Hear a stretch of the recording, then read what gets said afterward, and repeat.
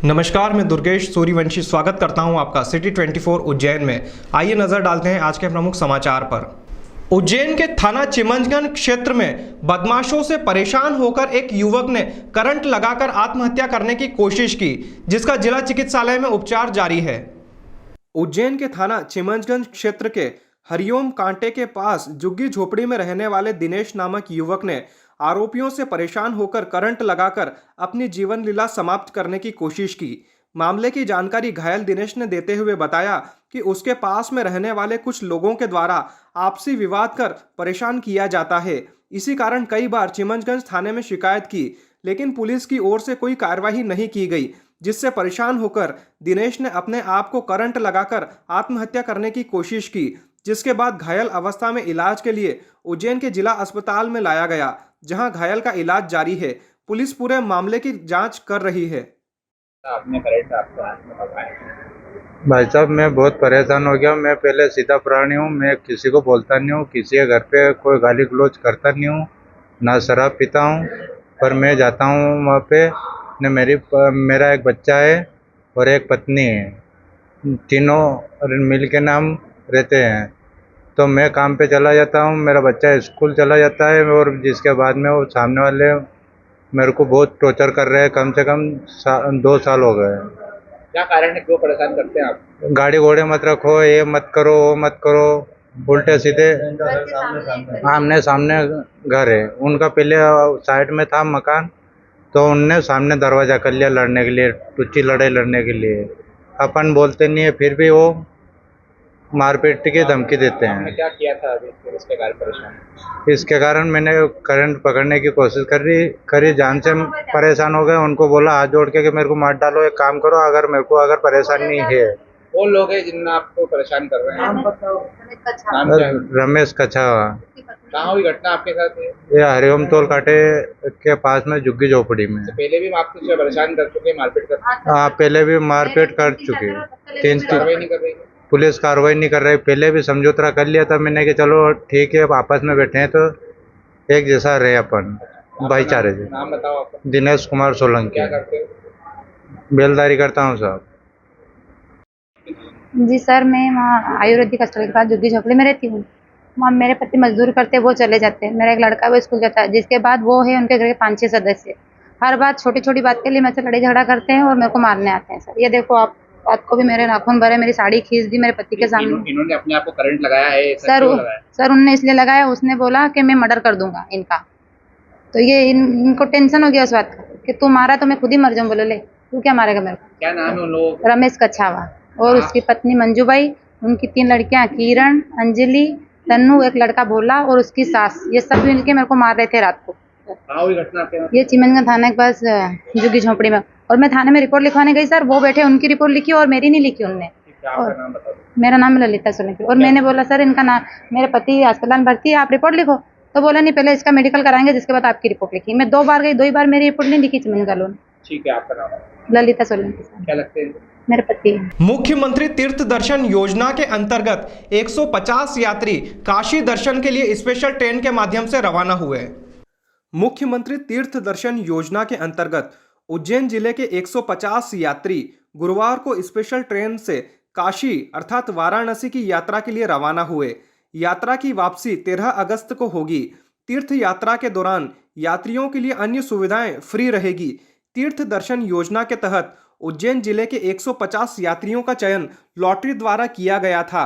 काशी जाने वाले यात्रियों को यात्रा की व्यवस्था में लगे अधिकारी कर्मचारियों को माधव नगर रेलवे स्टेशन पर बुलाया गया था, जहां पर यात्रियों की पहचान फोटोयुक्त आईडी से की गई। जनप्रतिनिधियों के द्वारा रेलवे स्टेशन पर यात्रियों का स्वागत किया गया।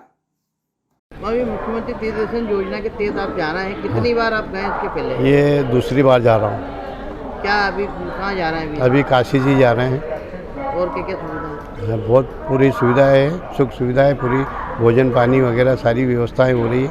और मुख्यमंत्री यात्रा से बड़ा आनंद अनुभव किया आपने। कितने लोग जा रहे हो आप लोग? अभी 36 लोग जाना है नागदा से। इसके पहले कितने गए थे, तो क्या कहाँ की यात्रा हुई थी? मैंने जगन्नाथपुरी की यात्रा करी थी उसके पहले। और अभी पूरे उज्जैन जिले से टोटल कितने लोग जा रहे हैं? टोटल उज्जैन जिले में 150 लोग जा रहे हैं। क्या नाम है आपका? कन्हैयालाल परमार। Paliya road Nagda junction. अब जब तीर्थ दर्शन योजना के तहत जा रहे हैं, क्या सुविधा आपको मिली और पहली बार आप जा रहे हैं? हाँ, मुख्यमंत्री तीर्थ योजना के तहत हम पहली बार काशी जा रहे हैं और यहाँ आने के लिए बड़ी अच्छी सुविधा हमको ठेड़वां से बस से द्वारा यहाँ स्टेशन ले आए। रास्ते में हमारे खाने पीने की अच्छी व्यवस्था होती है और हम पति पत्नी दोनों जा रहे हैं। इसके पहले हम कभी काशी जाने का हमको सौभाग्य प्राप्त नहीं हुआ। इस बार बाबा की मेहरबानी समझो, या अधिक मास है, श्रावण मास है, इसका पुण्य फल मिलेगा। तो मुख्यमंत्री जी के इसके लिए हम बड़े आभारी हैं। वो वृद्ध लोगों के लिए, बूढ़े लोगों के लिए, हमारी इतनी उम्र में भी इतना ख्याल रखते हैं। ये हमारे लिए और प्रदेश की जनता के लिए, सबके लिए सौभाग्य की बात है। हम इसके लिए बहुत खुश हैं, उत्साहित हैं भाई, हम काशी के दर्शन करें। मेरा नाम वासुदेव देओल है, बिरला ग्राम नागदा में जा रहे हैं। क्या बोले, सभी सुविधा उनकी ही है, खाना पीना सब। काशी विश्वनाथ, उज्जैन जिला से, बड़नगर तहसील से। पहली बार जा रहे हैं? हाँ, पहली बार जा रहे हैं। कैसा लग रहा खाना है? बहुत बढ़िया लग रहा है, अच्छा लग रहा है। पहली बार जा रहे हैं काशी विश्वनाथ के दर्शन करने, तो बहुत अच्छा लग रहा है। कौन पहुंचा रहा है आपको? ये? किसकी तरफ से जा रहे हैं?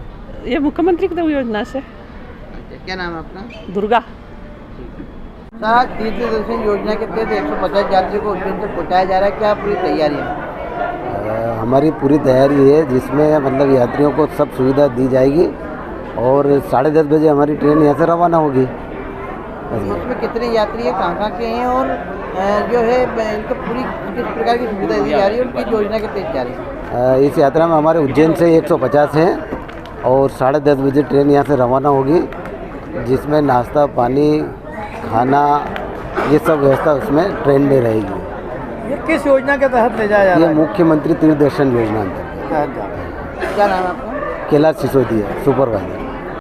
उज्जैन के नागझीरी क्षेत्र में एक युवती ने फांसी लगाकर आत्महत्या कर ली, जिसका पोस्टमार्टम जिला चिकित्सालय में किया गया। उज्जैन के नागझीरी थाना क्षेत्र के हामूखेड़ी के आसपास रहने वाली युवती ने फांसी लगाकर अपनी जीवन लीला समाप्त कर ली। मामले की जानकारी पुलिस ने देते हुए बताया कि युवती विकलांग थी, जो मानसिक रूप से परेशान थी। वहीं युवती ने फांसी लगाकर अपनी जीवन लीला समाप्त कर ली है।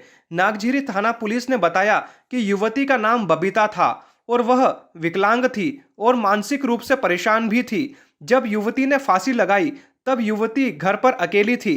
फिलहाल पूरे मामले में पुलिस ने मर्ग कायम कर मामला जांच में ले लिया है और शव का पोस्टमार्टम जिला चिकित्सालय में कराया जा रहा है। क्या घटनाक्रम हुआ था? थाना नागझीरी क्षेत्र में कल रात को सूचना मिली कि हामूखेड़ी शासकीय स्कूल के सामने भारत सिंह की लड़की बबीता अग्रवाल, उसने फांसी लगा ली है। घटनास्थल पर पहुंचे, लड़की का शव कंधे से उतार चुके थे ये लोग। वहां से कार्रवाई की और प्राथमिक जानकारी लेते ये मालूम पड़ा कि लड़की विकलांग थी और थोड़ा मानसिक रूप से परेशान रहती थी। घर में अकेली थी, दिन में सभी लोग काम पे गए थे, उसके भाई और माँ। उसी समय उसने साड़ी के उससे फंदा बना के फांसी लगा ली। ठीक है, मैंने रात में शव को यहाँ मर्चुरी रूम में रखवा दिया था। अभी पोस्टमार्टम होना, उनके परिजन वगैरह आ चुके हैं। आगे की कार्रवाई कोई अधिकारी करेगा थाने पे हमारे। आपका नंबर दीजिए। प्रधान आरक्षक सुनील, थाना नागझीरी। इस बार नागपंचमी 21 अगस्त को आ रही है। कलेक्टर एवं पुलिस अधीक्षक ने नागचंद्रेश्वर दर्शन की सुगम व्यवस्था को लेकर बैठक आयोजित की एवं उचित दिशा निर्देश दिए। इस वर्ष नागपंचमी पर्व 21 अगस्त को है। 20 अगस्त की रात्रि 12 बजे से भगवान नागचंद्रेश्वर के पट खुलेंगे तथा 21 अगस्त की रात्रि 12 बजे तक दर्शन होंगे। इस वर्ष नागपंचमी के अवसर पर भगवान महाकालेश्वर की सवारी भी निकलेगी। श्रद्धालुओं के अधिक संख्या में आने की संभावना के मद्देनजर नागपंचमी पर भगवान नागचंद्रेश्वर एवं भगवान महाकालेश्वर के दर्शन सुगमता से हो सके, इस हेतु कलेक्टर कुमार पुरुषोत्तम एवं पुलिस अधीक्षक सचिन शर्मा ने वरिष्ठ प्रशासनिक अधिकारियों एवं पुलिस अधिकारियों की बैठक ली। उन्होंने निर्देश दिए कि समय पूर्व सभी तैयारियां पूर्ण कर ली जाए। नागपंचमी के अवसर पर भगवान नागचंद्रेश्वर के दर्शन के लिए पृथक एवं भगवान महाकालेश्वर के दर्शन के लिए पृथक से प्रवेश दिया जाएगा। बैठक में श्री महाकालेश्वर मंदिर प्रबंध समिति के प्रदीप गुरु, राम गुरु, राजेंद्र शर्मा तथा महंत विनीत गुरु महाराज उपस्थित रहे। बैठक में श्री महाकालेश्वर मंदिर के प्रशासक संदीप सोनी ने बताया कि भील धर्मशाला पर जूता स्टैंड बनाकर श्रद्धालुओं को गंगा गार्डन वाले रास्ते से हरसिद्धि मंदिर के जिग जैक में लाया जाएगा। यहां से भगवान नागचंद्रेश्वर के दर्शन वाले श्रद्धालुओं को जिग-जैग में होते हुए हरसिद्धि मंदिर के सामने से होकर बड़ा गणेश तथा बड़ा गणेश के सामने 4 तथा 5 नंबर गेट से प्रवेश दिया जाएगा। इसके आगे श्रद्धालु एरो ब्रिज से होकर भगवान नागचंद्रेश्वर के दर्शन करेंगे। दर्शन उपरांत हरसिद्धि मंदिर झालरिया मठ होकर जूता स्टैंड पर पहुंचेंगे। इसी तरह भगवान महाकालेश्वर के दर्शन करने वाले श्रद्धालुओं को हरसिद्धि जिग जैग से त्रिवेणी संग्रहालय एवं त्रिवेणी संग्रहालय से महाकाल लोक होकर मानसरोवर प्रवेश द्वार से होकर दर्शन करवाए जाएंगे। बैठक में कलेक्टर ने लोक निर्माण विभाग को आवश्यक बैरिकेडिंग का आंकलन कर अन्य जिलों से बैरिकेड्स मंगवाने, एयरो ब्रिज की मजबूती का परीक्षण कर प्रमाण पत्र जारी करने के निर्देश दिए। इसी तरह महाकालेश्वर मंदिर में आंतरिक विद्युत व्यवस्था के सुदृढ़ीकरण, अतिरिक्त पुलिस बल तैनात करने, मंदिर के अंदर एवं बाहर सफाई व्यवस्था सुनिश्चित करने के लिए कहा गया है। नगर निगम को हरसिद्धि मंदिर के सामने की और अनाधिकृत ठेले एवं अतिक्रमण हटाने के निर्देश दिए गए हैं। श्री महाकालेश्वर मंदिर प्रबंध समिति एवं नगर निगम को श्रद्धालुओं के लिए पर्याप्त पेयजल व्यवस्था करने, सीएचएमओ को डॉक्टर्स की टीम एवं एम्बुलेंस की तैनाती करने के लिए निर्देशित किया गया है। बैठक में बताया गया कि श्रद्धालुओं के लिए पूछताछ काउंटर एवं पर्याप्त संख्या में लड्डू प्रसाद काउंटर लगाए जाएंगे। कलेक्टर ने नगर निगम को अस्थायी फायर स्टेशन स्थापित करने के लिए कहा है। सब्जियों में टमाटर के भाव अभी भी आसमान छू रहे हैं। आने वाले समय में टमाटर के भाव कम होने की उम्मीद जताई जा रही है। सब्जियों का राजा कहलाने वाले टमाटर के तेवर कुछ दिनों से बढ़े हुए दिखाई दे रहे हैं, जिसकी कीमत में नरमी के कोई आसार नहीं दिखाई दे रहे हैं। पिछले 2 महीने से टमाटर के दाम ने लोगों की थाली का बजट बिगाड़ रखा है। कम होने के बजाय टमाटर की कीमत अब उच्चतम स्तर पर पहुंच चुकी है। खुदरा बाजार में टमाटर की कीमत 150 से लेकर 180 रुपए प्रति किलो तक पहुंच चुकी है। मंडियों में टमाटर की आवक न होने से इनकी कीमतों में लगातार तेजी बनी हुई है।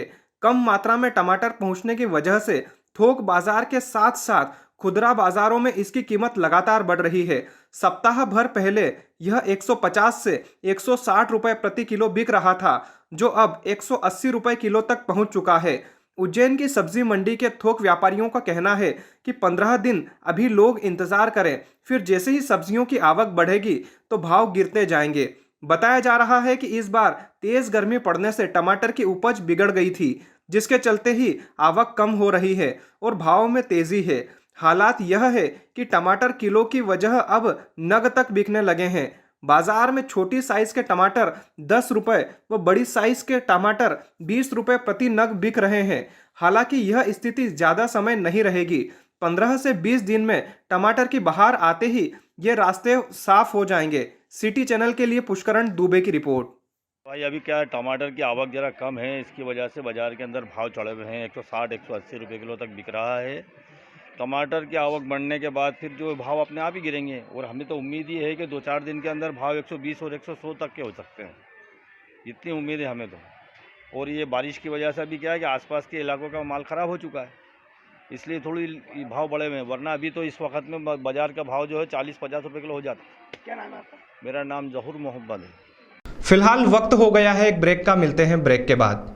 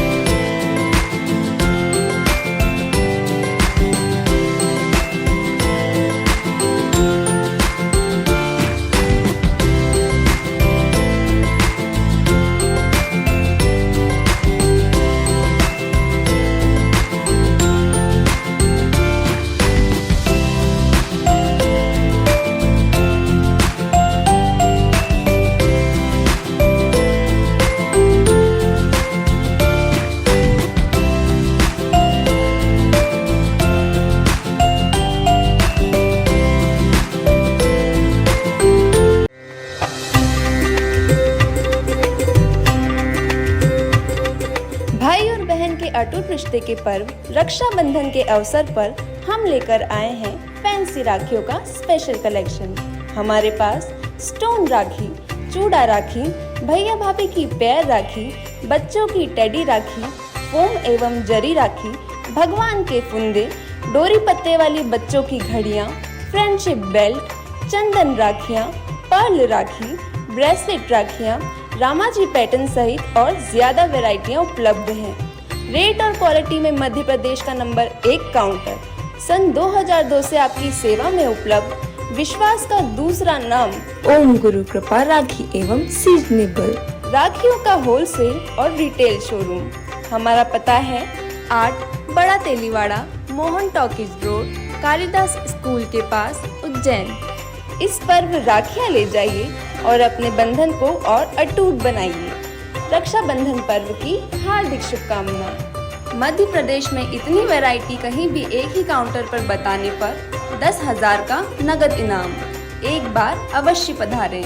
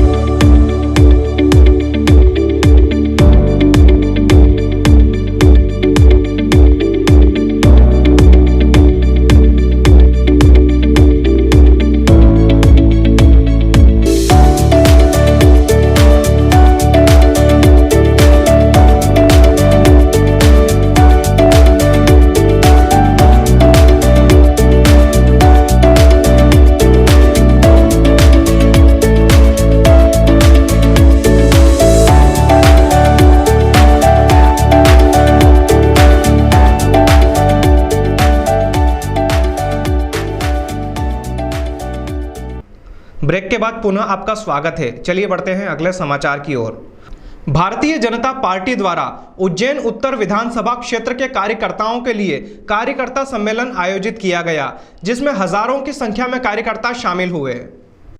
उज्जैन उत्तर विधानसभा का कार्यकर्ता सम्मेलन आयोजित किया गया, जिसमें बीजेपी प्रभारी आलोक शर्मा, विधायक पारस जैन, विवेक जोशी, जिला प्रभारी सुरेश आर्य, मंत्री डॉक्टर मोहन यादव, महापौर मुकेश टटवाल, वरिष्ठ नेता जगदीश अग्रवाल, अनिल जैन कालूहेड़ा, निगम सभापति कलावती यादव, प्राधिकरण अध्यक्ष श्याम बंसल, जन अभियान परिषद के उपाध्यक्ष विभाष उपाध्याय, रमेश चंद्र शर्मा, सोनू गहलोत, अशोक प्रजापति, ओम जैन, रूप पमनानी, तनवीर अहमद, संजय अग्रवाल और विशाल राजौरिया उपस्थित रहे। इस विधानसभा सम्मेलन का मूल मंत्र हमें उज्जैन सहित पूरे प्रदेश में कमल खिलाना है और इसके लिए हमें प्राण प्रण से लगना पड़ेगा, तभी विधानसभा चुनाव 2023 में भाजपा की सरकार बनेगी। यह बात भारतीय जनता पार्टी उज्जैन उत्तर विधानसभा के विधानसभा सम्मेलन को संबोधित करते हुए संभागीय प्रभारी आलोक शर्मा ने कही। आपने कहा कि भारतीय जनता पार्टी आज जो विश्व की सबसे बड़ी पार्टी है, वह इसलिए बड़ी पार्टी बनी है क्योंकि हमारे पूर्वज नेताओं ने रात दिन मेहनत करके गली गली गांव-गांव में चने परमल खाकर इस पार्टी को खड़ा किया है।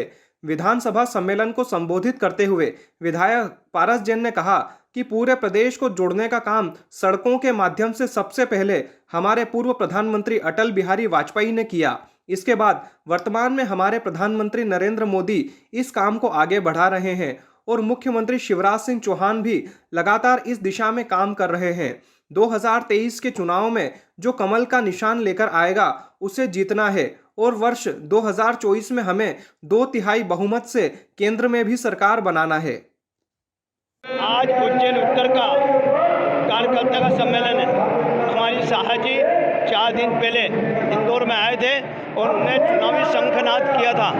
आज उसी के अंतर्गत उज्जैन उत्तर का सम्मेलन है। मुझे लगता है कि कम से कम 2000 से ज़्यादा कार्यकर्ता यहाँ आएंगे, चल रहा है। और मेरे जो विकास हमने किए हैं, विकास के नाम पर ही हम वो मांगते हैं। विकास हमारा नारा है, विकास हमारा संकल्प है। विकास हमने किया है और फिर आगे भारतीय जनता पार्टी विकास करेगी। केंद्र में भी हमारी सरकार बनेगी 2024 में, मध्य प्रदेश में भी 2023 में भी हमारी सरकार बनेगी। उत्साह तो आप अभी देखेंगे, आधे घंटे में आपको मालूम पड़ेगा। हर कार्यकर्ता में बहुत उत्साह है, धूम धमाके के साथ आपके साथ आ रहे हैं और उनका यही कहना है कि उज्जैन से कमल खिलेगा, मध्य प्रदेश के अंदर कमल खिलेगा और दिल्ली में भी कमल खिलेगा। फल का ठेला लगाकर व्यापार करने वाले शराबी पति से परेशान होकर पत्नी ने चूहे की दवा खाकर आत्महत्या करने की कोशिश की, जिसका जिला चिकित्सालय में उपचार जारी है। बेगमबाग कॉलोनी में रहने वाली महिला ने अपने शराबी पति से परेशान होकर चूहा मार दवाई खाकर जीवन लीला समाप्त करने का प्रयास किया, लेकिन समय रहते उपचार मिल जाने के कारण महिला की जान बच गई। परिजनों ने जानकारी देते हुए बताया कि महिला बेगमबाग में रहती है और उसका पति फल फूल का व्यापार करता है। आए दिन शराब पीकर वह पत्नी के साथ मारपीट करता था, जिससे परेशान होकर आज युवती ने चूहा मारने की दवाई खा ली। फिलहाल महिला की स्थिति सामान्य बताई जा रही है। वहीं महाकाल थाना पुलिस मामले में महिला की शिकायत पर अब जांच करेगी। मेरा भतीजा में दारू पी के आता है और आए दिन की माराकुटी करता है और इससे लड़ाई करता है। इस कारण इन्हें ये खाई दवा, इन्हें चूहा मार दवा खाई। बहुत परेशान करता है दारू पी के, आए दिन का मेरी भतीजी को मारता ठोकता है। भतीजा में ये मेरी भतीजी, मैं इसकी चच्ची हूँ। ये बेगमबाग कॉलोनी में वसीम फल फ्रूट का, आज दिन का दारू पी के लड़ाई करता, मारता ठोकता है इसको। वो फिरदौस है ना, तेरे आदमी का नाम फिरदौस है ना? नूर अफरोज, नूर अफरोज है मेरी भतीजी का नाम। पति का नाम है वसीम, मेरा नाम है अनीसा बी। उज्जैन पुलिस के जवानों को सप्ताह में एक दिन अवकाश देने की प्रक्रिया प्रारंभ कर दी गई है। पुलिस अधीक्षक ने अवकाश के संदर्भ में जानकारी दी। मध्य प्रदेश सरकार ने पुलिस जवानों को सप्ताह में एक दिन अवकाश देने का फैसला कर लिया है, जिसको लेकर उज्जैन में पुलिस के जवानों में उत्साह का माहौल है। अब घर परिवार के साथ पुलिस भी समय बिता सकेगी और सप्ताह में एक दिन मिलने वाले अवकाश के दौरान माइंड को फ्रेश करने का काम किया जाएगा। पुलिस अधीक्षक सचिन शर्मा ने जानकारी देते हुए बताया कि सरकार के निर्देश पर सभी थानों में पुलिस जवान अधिकारियों का टाइम शेड्यूल बना लिया गया है। जल्द ही इसे लागू कर उन्हें सप्ताह में मिलने वाले अवकाश का लाभ दिया जाएगा। पुलिस मुख्यालय द्वारा जो एक योजना बनाई गई है, जहां पे तनाव मुक्त करने के लिए जो पुलिस कर्मचारी हैं उनका एक रोस्टर तैयार किया गया है, जिसमें सप्ताह में एक दिन खासकर रात्रि गश्त के पश्चात, इसके अलावा मुख्यालय में रहते हुए कुछ शर्तें वगैरह तय की गई हैं। उन शर्तों के अनुरूप एक रोस्टर तैयार किया गया है, जिसके हिसाब से छुट्टियां यहाँ पे की गई। उज्जैन में एक ऑटो चालक ने 2 लाख रुपए से भरे हुए बैग को पुनः यात्रियों को लौटाया। ऑटो चालक की ईमानदारी की हर ओर प्रशंसा हो रही है। उज्जैन शहर के एक ऑटो चालक ने ईमानदारी की ऐसी मिसाल पेश की कि हर कोई ऑटो चालक की तारीफ कर रहा है। बुधवार को ऑटो चालक जब घर पहुंचा तो पता चला कि महाकाल मंदिर दर्शन करने आए श्रद्धालु अपना बैग ऑटो में भूल गए हैं। बैग खोलकर देखा तो उसमें 2 लाख रुपए रखे थे। इसके बाद ऑटो चालक ने खुद ही उन श्रद्धालुओं को खोजा और रुपए वापस कर ईमानदारी का परिचय देकर शहर को भी गौरवान्वित किया है। उज्जैन शहर के ऑटो चालक मोहम्मद अफजल की ईमानदारी के चर्चे हो रहे हैं। उसने मानवता की मिसाल पेश की है। दरअसल कोटा राजस्थान से 60 दर्शनार्थियों का एक दल उज्जैन के महाकाल मंदिर सहित अन्य मंदिरों के दर्शन को लेकर धार्मिक यात्रा पर आया हुआ था। सभी बड़नगर रोड स्थित निर्मल अखाड़े में रुके हुए थे। बुधवार को दल के साथ आए धन्नालाल पिता रामचंद्र अहीर निवासी कोटा अपने साथी के साथ निर्मल अखाड़ा से गोपाल मंदिर जाने के लिए ऑटो क्रमांक MP 13R 3213 किया था। दोनों गोपाल मंदिर पर उतर गए। कुछ देर बाद उन्हें याद आया कि बैग ऑटो में भूल गए हैं। उधर ऑटो चालक मोहम्मद अफजल पिता मोहम्मद हुसैन गुट्टी ने घर पहुंचा तो अपने ऑटो में बैग मिला पाया, जिसे खोलने पर पता चला कि 2 लाख रुपए नगद और कुछ रसीद कट्टे रखे हुए थे।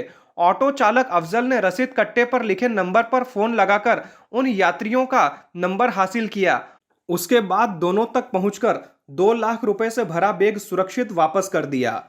रोजी रोटी के लिए रोजाना 60 वर्ष की उम्र में अपने परिवार का जीवन यापन करने वाले ऑटो चालक को धन्नालाल बेग लौटाने के एवज में जब 2000 रुपये इनाम के तौर पर देने चाहे तो उन्होंने वो भी मना कर दिया। अफजल कई सालों से ऑटो चला रहे हैं। अफजल ने मीडिया से चर्चा में बात कही कि श्रद्धालुओं को निर्मल अखाड़ा मुरलीपुरा से गोपाल मंदिर के लिए ऑटो में बैठाया था। दोनों श्रद्धालु गोपाल मंदिर पर उतरे और बैग ऑटो में भूल गए। बैग में रखी रसीद पर लिखे नंबर पर हमने कॉल किया तो श्रद्धालु से संपर्क हुआ और श्रद्धालुओं को सुरक्षित मात्र 2 घंटे में बैग लौटा दिया गया। वो मिला है इस तरह का पूरा मामला है, कहाँ से कहाँ श्रद्धालु बैठे थे, क्या पूरा वाकया हुआ? जी ये हुआ था कि वो निर्मल अखाड़े से बैठे थे मुल्लापुरा के इधर से गोपाल मंदिर के लिए, और गोपाल मंदिर में ने उतारा, उन्हें पैसा ले लिया और जो है जाने के बाद में उस बैग को मैंने हल्का सा खोला तो उसमें रुपए भरे हुए थे। फिर मुझे अपने जो काम थे वो स्कूल वगैरह जाना था, वो लेके बच्चों को फिर भैरूगढ़ गया।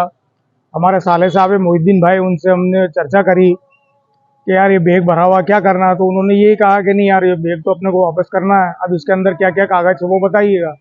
तो उन्होंने कोई पासबुक या कुछ ऐसा रखा था रसीद कट्टा, उसके अंदर उनके नंबर थे। फिर हम उन लोगों को नंबर लगाया और नंबर लगाने के बाद उन्हें कहा कि आप भैरूगढ़ आइएगा। वो फिर आए घंटे भर बाद और बैग हमने उनके हवाले कर। कितने रुपए उसमें थे लगभग? क्या नहीं, मैंने गिने नहीं थे, वो लोग बता रहा था कि 2 लाख रुपए के करीब है। 2 लाख रुपए एक बहुत बड़ा अमाउंट होता है कि कोई देखकर आपके दिल में कुछ ऐसा नहीं आया है? क्या कुछ देखकर क्या लगा, क्या कहेंगे आप, देखकर क्या लगा आपको, तो क्या करना चाहिए? कुछ तो आपके दिल में ऐसा हुआ होगा कि देखिए रुपए के प्रति तो मेरे दिल में नहीं हुआ, लेकिन मैंने कहा किसी को मेरे से ज्यादा जरूरत होंगी, क्योंकि वो बहुत मीडियम क्लास के थे जो वो पैदल आ रहा था। मुझे तो पता भी नहीं था कि बैग के अंदर इतना सारा रुपया है। वो लोग पैदल ही आ रहा था, उन्होंने हाथ दिया, मैं बिठा लिया। तो मेरे रुपये देखने के बाद भी मेरा मन नहीं डोला कि उसको मैं अपना रख लूं या कुछ कम कर लूं, ऐसा कुछ भी नहीं। 1 रुपया भी मैंने, अल्लाह जानता है कि उसमें से नहीं लिया। मानवता की मिसाल पेश की है आपने, और भी ऑटो चालक हैं शहर में, क्या संदेश आप देंगे?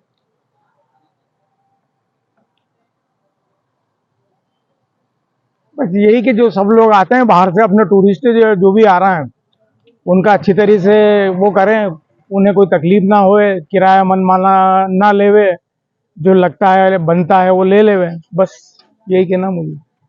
आपका नाम बताइए। मोहम्मद अफजल गुट्टी। उज्जैन जिले की ग्रामीण क्षेत्र की खराब सड़कों के कारण सही समय पर जिला चिकित्सालय नहीं पहुंचने से गर्भवती महिला की मौत हो गई। बड़नगर के कमानपुरा में रहने वाली गर्भवती महिला की बुधवार दोपहर प्रसूति के लिए चरक अस्पताल लाते समय रास्ते में मौत हो गई। 5 दिन पहले सोनोग्राफी में प्रसूता और अजन्मा बच्चा दोनों स्वस्थ थे, लेकिन प्रसूति का दर्द उठने के बाद उबड़ खाबड़ लंबे रास्ते का सफर और समय पर उपचार नहीं मिलना प्रसूता और अजन्मे बच्चे की मौत का कारण बन गया। 1.5 साल पहले ही महिला का विवाह हुआ था।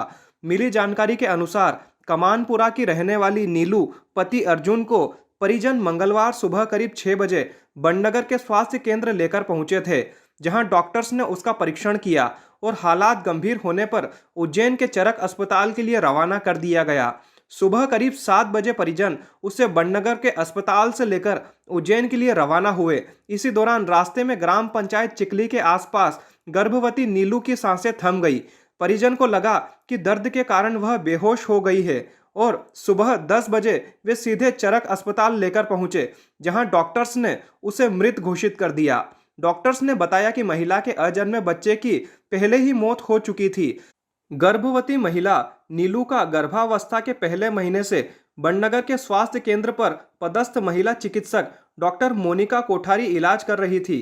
बीते गुरुवार को ही महिला को पति अर्जुन जांच के लिए बड़नगर लेकर आए थे। डॉक्टर्स ने सोनोग्राफी कराई और दोनों को स्वस्थ बताया था। हालांकि बच्चे का वजन ज़्यादा होने से सर्जरी से डिलीवरी का बताया गया था। परिजनों को उम्मीद थी कि डॉक्टर मोनिका कोठारी बड़नगर के अस्पताल में ही डिलीवरी कराएगी, लेकिन डिलीवरी से पूर्व ही डॉक्टर ने कहा कि बड़नगर के अस्पताल में पर्याप्त सुविधाएं नहीं है। स्थिति गंभीर होने से उसे जिला अस्पताल उज्जैन रेफर किया गया। महिला का शव पोस्टमार्टम के लिए रखवाया गया है। गुरुवार सुबह पुलिस ने मर्ग कायम किया और पोस्टमार्टम के बाद शव परिजनों को सुपुर्द कर दिया गया। दरअसल बड़नगर के कमानपुरा से खरसोद कला तक 8 किलोमीटर की सड़क पूरी तरह कच्ची और उबड़ खाबड़ है। कई सालों से इसका निर्माण नहीं हो पाया है। की एक डिलीवरी का केस है और हमारा गांव के रास्ता 3-4 किलोमीटर बिल्कुल खतरनाक खराब होने के कारण कुछ लेट हुए और उन्हें वहां से हम बड़नगर अस्पताल ले गए। बड़नगर में हमारे मोने की कोठारी मैडम हैं, उनने जाता ही संभाला, ऐसी कोई बात नहीं, बहुत अच्छा किया। बाकी उनने कहा कि यहाँ ये इनका नहीं हो सकता है, आप इन्हें यहाँ उज्जैन ले जाओ। तो बड़नगर से उनको उज्जैन के लिए रेफ़र कर दिया और रास्ते में हमारी बच्ची की मौत हो गई और ये रास्ते के कारण ही हुई और उसमें कोई भी बाधा नहीं है। क्या लड़की है, क्या नाम है? लड़की का नाम है नीलेश, नीलू, 24 साल। पति क्या करता है? पति गांव में मजदूरी करता है। क्या उम्र होगी? 26 वर्ष की उम्र है। कहाँ पर रहती है? कमानपुर बड़नगर तहसील का गांव है। आपका नाम? मेरा नाम है नारायण सिंह डोडिया, कमानपुर। कौन सा थाना पीएम करवाना? पीएम कौन सा थाना करवाना? पीएम थाना कौन सा, क्यों? अनुसूचित जाति आयोग की सदस्य डॉक्टर अंजू बाला ने बैठक लेकर जिले में अनुसूचित जाति के लिए किए जा रहे कार्यों की जानकारी ली एवं संतुष्टि व्यक्त की। राष्ट्रीय अनुसूचित जाति आयोग के सदस्य डॉक्टर अंजू बाला ने कलेक्टर कार्यालय के सभा कक्ष में उज्जैन जिले में अनुसूचित जाति विशेष के लिए चलाई जा रही विभिन्न योजनाओं के बारे में विस्तार से जानकारी प्राप्त की एवं समीक्षा की। बैठक में अनुसूचित जाति आयोग के संचालक सुनील बाबू, कलेक्टर कुमार पुरुषोत्तम, प्रभारी जिला संयोजक अजय हिंगे एवं अन्य विभागीय अधिकारी मौजूद रहे। समीक्षा के उपरांत उन्होंने प्रधानमंत्री आवास योजना, आयुष्मान योजना, प्रसूति सहायता एवं प्रसूति कल्याण योजना, जननी सुरक्षा योजना, संबल योजना के तहत अनुसूचित जाति वर्ग के हितग्राहियों के कवरेज को लेकर प्रसन्नता व्यक्त करते हुए कहा कि जिले में इस वर्ग के लिए किए जा रहे कार्यों से वे संतुष्ट हैं। उन्होंने कहा कि मध्य प्रदेश में जिस तरह से कल्याणकारी योजनाओं का क्रियान्वयन हो रहा है उसके लिए वे मुख्यमंत्री शिवराज सिंह चौहान का धन्यवाद ज्ञापित करती है तथा प्रदेश में हो रहे कार्यों को वे राष्ट्रपति के संज्ञान में आयोग द्वारा दी जाने वाली रिपोर्ट में लाएगी। बैठक में आयोग की सदस्य द्वारा बैंकों द्वारा संचालित की जा रही मुद्रा योजना, स्व सहायता योजना, भगवान बिरसा मुंडा योजना एवं संत रविदास योजना के बारे में जानकारी ली तथा क्रियान्वयन पर संतोष व्यक्त किया। बैठक में बताया गया कि मुद्रा योजना में अब तक जिले के 56,000 हितग्राहियों को लाभान्वित किया जा चुका है। मुख्यमंत्री प्रसूता सहायता योजना में भी 47,000 महिलाएं लाभान्वित हुई है। ग्रामीण क्षेत्र में जिले में 533 ग्रामों में नल जल योजना से अनुसूचित जाति बस्तियों को लाभान्वित किया गया है।